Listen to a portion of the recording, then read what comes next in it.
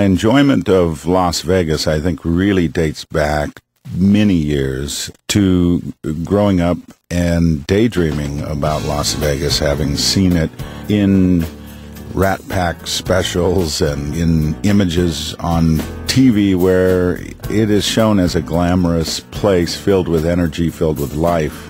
There was always a sense in my mind that Las Vegas had stories to tell.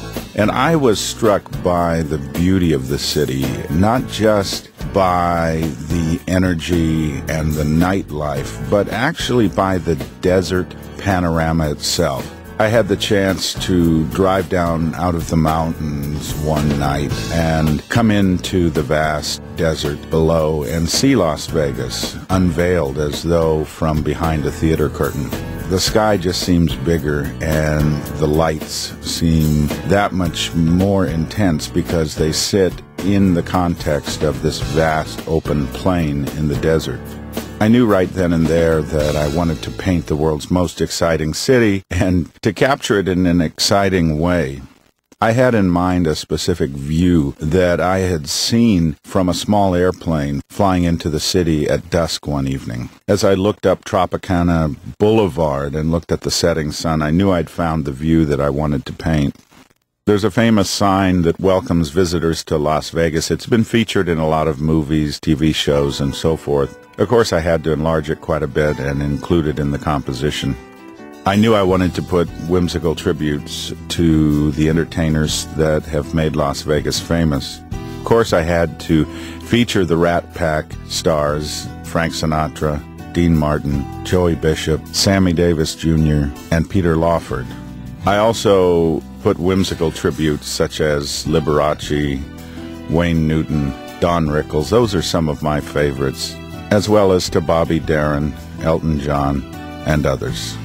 Someone told me as I was working that Las Vegas is so renowned for its wedding chapels that I really ought to include a Kinkade wedding chapel in my painting.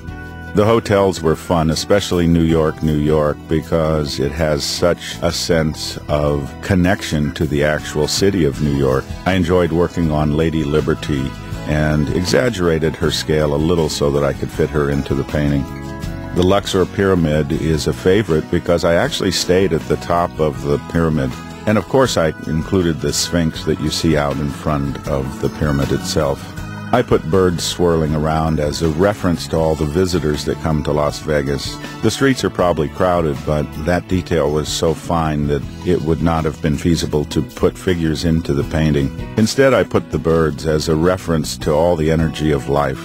I began developing a light concept for the painting. Of course, it was easy because we had Tropicana Boulevard, and that allowed for a lot of lights going down the center of the composition. I wanted the lights that were man-made to point to the setting sun, which is God's light shining over the desert. With the lighting concept established, I wanted to really emphasize the glowing pockets of activity so that you see the MGM Grand Hotel, or you see the Excalibur Hotel, or the Tropicana. And as you look at these hotels, they glow as though they are being lit by theater lighting. Of course, the king of Las Vegas entertainers is Elvis, so of course I had to put the king himself floating overhead, almost as though the patron saint of entertainment is there looking down upon this busy scene. I built up layer upon layer to allow a brushy, impressionistic look. I took my cue from the artists of the modern, exuberant impressionist movement.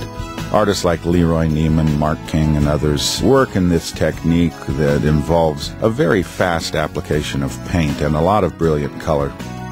I like that look and enjoyed stretching my skills a little and working in a technique that is a little more vibrant and a little more contemporary. The use of the sky as a dramatic foil to the landscape allowed me to create an overall atmospheric mood. This really comes to life when you dim the lights, and as you bring the lights down on the subject, you will see more and more radiance to the detail.